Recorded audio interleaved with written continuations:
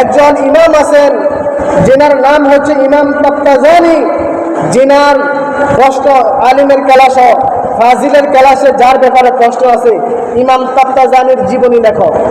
ইমাম তাফতাজানির জীবনী লেখো।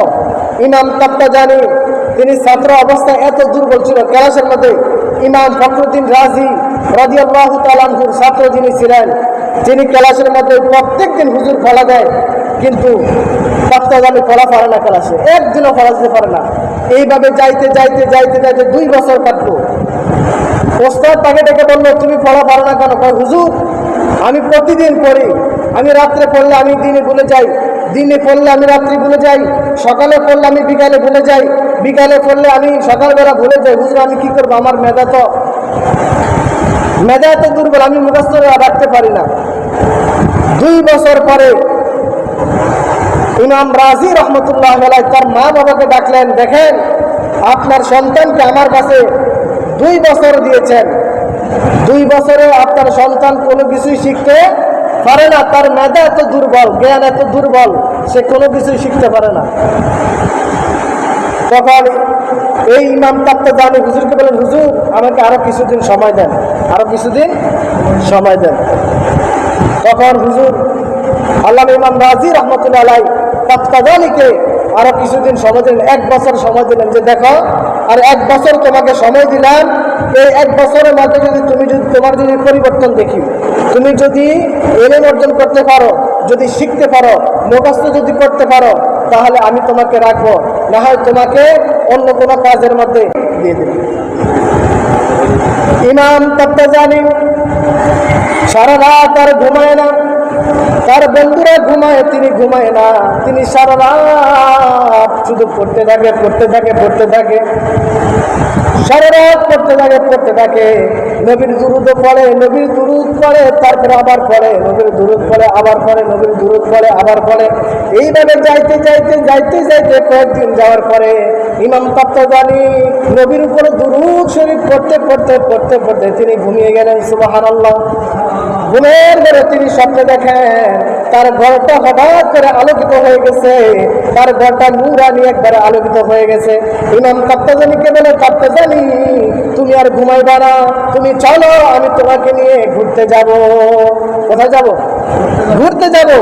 ইমাম তাফতাজানি বলেন, আমি ঘুরবো না, আমি ঘুরার সময় নাই, আমাকে পড়া শিখতে হবে, আমাকে ইলম অর্জন করতে হবে, আমাকে জ্ঞান অর্জন করতে হবে, আমি ঘুরলে হবে না, আমার ইলম অর্জন করতে হবে। কিন্তু তুমি কে? সুবহানাল্লাহ। তখন তিনি ঘরের দিকে হঠাৎ করে তাকিয়ে দেখেন তার ঘরের মধ্যে রাহমাতুল্লিল আলামিন হাজির হয়ে গেছে। সুবহানাল্লাহ। সত্যিকারের আশিক যদি হয়, নবীর দিদার মিলে কি মিলে না? জনগণ মিলে কি মিলে না? হযরত যিনি জালালউদ্দিন সুয়ুতি, যিনি তাফসিরে জালালাইন লিখেছেন, জালালউদ্দিন সুয়ুতি তিনি 75 বার নবীকে দেখছেন। কতবার? 75 বার নবীকে দেখছেন। 35 বার দেখেছেন সরাসরি, 35 বার দেখেছেন সরাসরি, আর 40 বার দেখেছেন স্বপ্নে যোগে। নবীজি ইমাম জালালউদ্দিন সুয়ুতি রহমতুল্লাহ আলাইহিকে দিদার দিয়েছেন।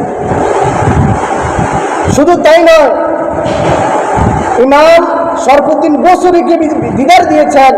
ইমাম তাফতাজানিকে নবীজি দিদার দিয়েছেন, নবী স্বয়ং তাদের ঘরের মধ্যে চলে আসছে। সুবহানাল্লাহ।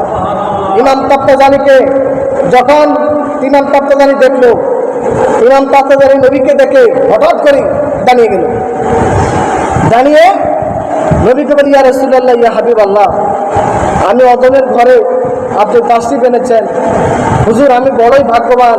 মানে নিজের মনের আকুতি যা আছে সবকিছু নবীর কাছে কি বলেছেন। ইয়া রাসূলুল্লাহ, আমার মনে আপনার প্রেম ভালোবাসার কোনো কমতি নাই, আপনি নবীর মহব্বত আমার অন্তরের মধ্যে কমতি নাই। ইয়া রাসূলুল্লাহ, আমার ক্লাসের মধ্যে পড়া মুখস্থ হয় না, ওস্তাদ আমাকে 1 বছর সময় দিয়েছে, এই 1 বছর আমি যদি পড়া শিখতে না পারি তাহলে আমাকে অন্য কাজের মধ্যে দিয়ে দিবে। ইয়া রাসূলুল্লাহ, আপনার প্রেম নিয়ে, আপনার মহব্বত নিয়ে আমি কাজ করব, আমার কাজ করতে ভালো লাগবে না।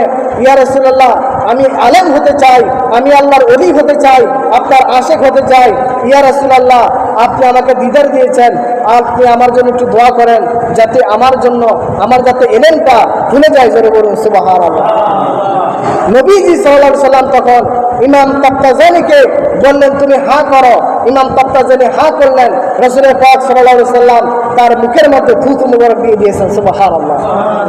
থুতু মুবারক দিয়ে দেওয়ার পরে রাসূল পাক সাল্লাল্লাহু আলাইহি সাল্লাম তার গায়ের মধ্যে মাসাহ করে রাসূল পাক সাল্লাল্লাহু আলাইহি সাল্লাম চলে গেলেন। পরের দিন ইমাম তাবতাজানি ক্লাসের মধ্যে গেল। ক্লাসের মধ্যে গিয়ে আজকে হুজুর যা প্রশ্ন করে কোনো ছাত্রদের থেকে উত্তর পায় না, যে উত্তরটা ইমাম তাবতাজানির কাছে পায়। সুবহানাল্লাহ। হুজুর প্রশ্ন করে ক্লাসে, এই উত্তরটা কে পারবা? সকল ছাত্ররা আসুক। ইমাম তাবতাজানিকে হুজুর আমি পারবো। আবার প্রশ্ন করে হুজুর কে পারবা? হুজুর আমি পারবো। ইমাম তাবতাজানির কথা শুনে আল্লামা ইমাম ফখরুদ্দিন রাজি রাহমাতুল্লাহ আলাইহি তিনি বলেন যে ইমাম তাবতাজানি, তোমার এক দিনের মধ্যে এক রাতের মধ্যে তোমার মধ্যে তো পরিবর্তন কেন? তোমার কি হয়েছে? তুমি 2 বছর ক্লাসে কোনো পড়া দিতে পারো নাই, আজকে হঠাৎ করে কঠিন কঠিন প্রশ্ন যেটা তোমার জানার কথা না, এই প্রশ্নের উত্তর তুমি দিচ্ছ। হুজুর এই প্রশ্নের উত্তর আপনাকে আমি দিব, তবে এটা সবার সামনে এটা গোপনে দিতে হবে। সুবহানাল্লাহ। তখন ওস্তাদ গোপনে তার কথা শুনলেন। কি হয়েছে তোমার বলো? হুজুর আমি সারা রাত্রে ঘুমাই না, আমি পড়তে পড়তে নবীর প্রতি দুরূদ শরীফ পড়তাম, আবার পড়তাম, নবীর প্রতি দুরূদ শরীফ পড়তাম, আবার পড়তাম, আবার ভুলে গেলে আবার নবীর প্রতি দুরূদ শরীফ পড়তাম। এইভাবে পড়তে পড়তে পড়তে পড়তে কয়েকদিন যাওয়ার পরে আমি একদিন দুরূদ পড়তে পড়তে পড়তে পড়তে ঘুমিয়ে গেলাম। হঠাৎ করে দেখি আল্লাহ রাসূল আমার ঘরের মধ্যে আসছে। সুবহানাল্লাহ। আয়েশা আমাকে থুতু খেয়ে দিয়েছেন। হুজুর এই নবীর থুতুর বরকতে আল্লাহ আমার সিনাকে খুলে দিয়েছেন। জোরে করে সুবহানাল্লাহ। ইমাম তাবতাজানি এত দুর্বল ছাত্র হওয়ার পরেও রসুলের দিদার পেয়ে তিনি দুনিয়ার জমিনের মধ্যে এত বড় ইমাম হয়েছেন। যে ইমাম তাবতাজানির ফিকর কিতাব ফাজিল কামেলে পড়ানো হয়, জিনার বালাগাত মানতিকের কিতাব আলিম কামেলে পড়ানো হয়। সুবহানাল্লাহ। তো নবীর দুরূদ এর এত পাওয়ার, এত বরকত, অসুস্থ রোগী ভালো হয়ে যায়, প্যারালাইসিসের রোগী ভালো হয়ে যায়, কঠিন জটিল কঠিন রোগী আল্লাহ রসুলের দুরূদের বরকতে ভালো হয়ে যায়। সুবহানাল্লাহ। এবং ইমামগণ দেখেছেন যারা নবীর উপর দুরূদ শরীফ নিয়মিত পড়ে, একজন দুর্বল ছাত্র যে ক্লাসে পড়া পারে না এমন ছাত্র যদি পড়তে বসার সময় যদি নবীর প্রতি দুরূদ শরীফ পড়ে, নবীর প্রতি দুরূদ শরীফ পড়ে পড়া শুরু করবে এবং শেষ করে নবীর প্রতি দুরূদ শরীফ পড়বে, সে যা পড়বে সম্পূর্ণ ফলাগুলো মনে থাকবে। সুবহানাল্লাহ।